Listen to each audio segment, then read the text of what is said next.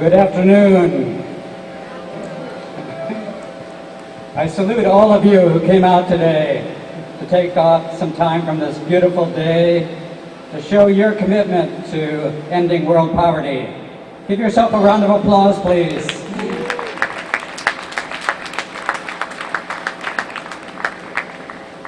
I particularly salute you because here you are on this beautiful day sitting here listening to a lecture by an economist. How many of you woke up this morning and said, hey honey, it's such a beautiful day, let's go listen to an economist? Okay, I want to talk to you briefly about why you're here. You're here because in our interconnected worlds, we are all connected here in the rich countries to the poverty and poor countries. And there are very many important ways in which the poor are staying poor because of things that happen here in the rich countries. And the poor are staying poor because nobody cares enough in the rich countries to take the actions that would end poverty. And I'm so glad to see you here because I take it as a sign that you're here, that you care. Can I hear you say that you care? Say that we care. Yeah. So I'm going to tell you a story.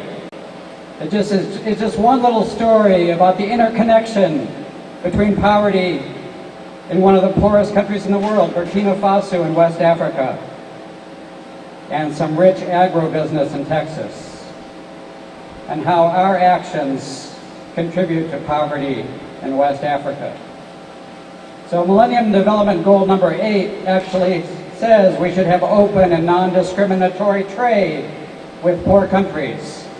But that Millennium Development Goal is being broken.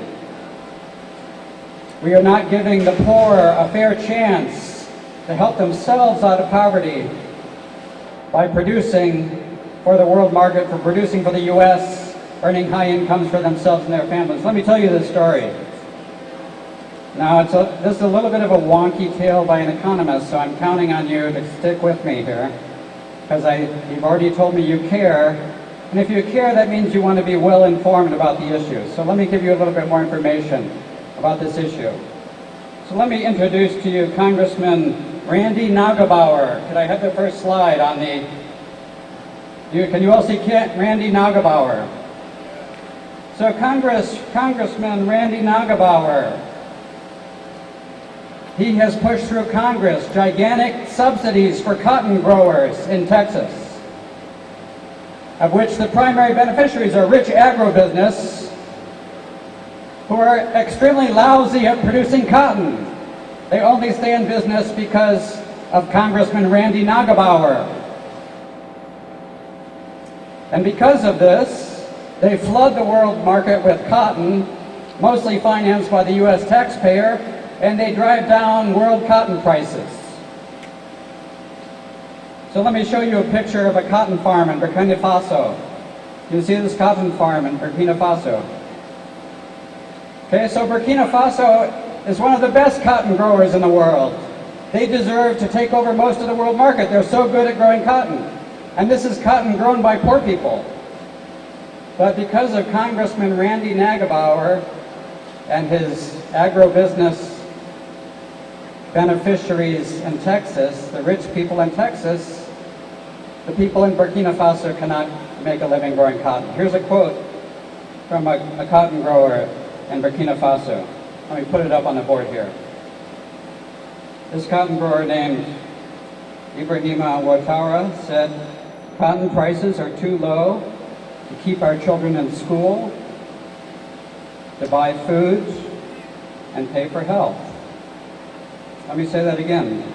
So here's how we're connected. Because of Congressman Randy Nagelbauer giving gigantic subsidies to Texas agribusiness to flood the world market with cotton, cotton prices are too low to keep our children in school or to buy food and pay for health. So many of the Millennium Development Goals on hunger, on health, on education are not being met in Burkina Faso because of what we're doing here. Someone's actually trying to call my cell phone right now. I think it's Congressman Randy Nagelbauer. He wants to tell me to shut up, but I'm not going to shut up. So the poor producers cannot meet their needs because of the cotton subsidies to rich agribusiness. But let me be fair here. Congressman Randy Nagebauer, he has needs also. And in return for his support of cotton subsidies to agribusiness in Texas, he's gotten a lot of campaign contributions from rich agribusiness in Texas. And what did he do with those campaign contributions? Let me show the next picture. Can I see the next picture, please? Yes. So, poor Congressman Randy Nagebauer, he didn't have a yacht. He needed a yacht. Well, let's be fair to Congressman Randy Nagebauer. How can you be a real man today without a yacht?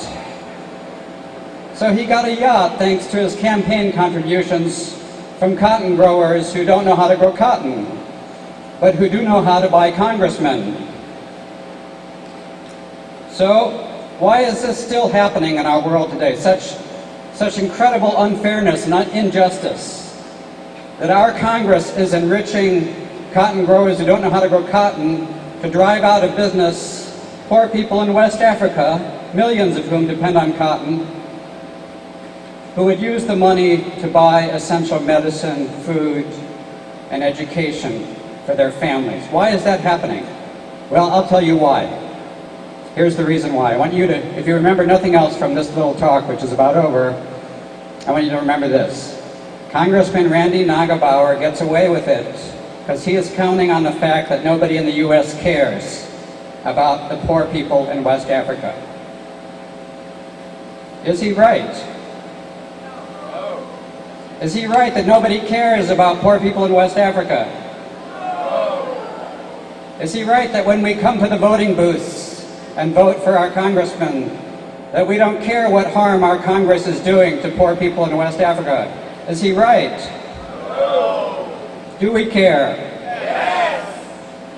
Please write your congressman, write your own congressman and say, I care about the poor people in West Africa and the cotton subsidies. That's just one little action that you can take today that is concrete, it's accountable, it's reality, it helps poor people help themselves. Nothing is wrong with this picture except that maybe Randy Nagebauer will have to pay for his own yacht after this. So that's one small story of how we are all connected. And today's event is about many such stories about how we are all connected. And I'm so glad to see all of you here today who care about the world's poor. And I hope you join with me in a pledge that we will never shut up. No matter how much Congress and the special interests try to run Congress for the benefit of the rich and not for the world's poor, we will never shut up. As long as world poverty continues, we will never shut up. As long as those who are trying to end poverty are not held accountable for their actions, we will never shut up.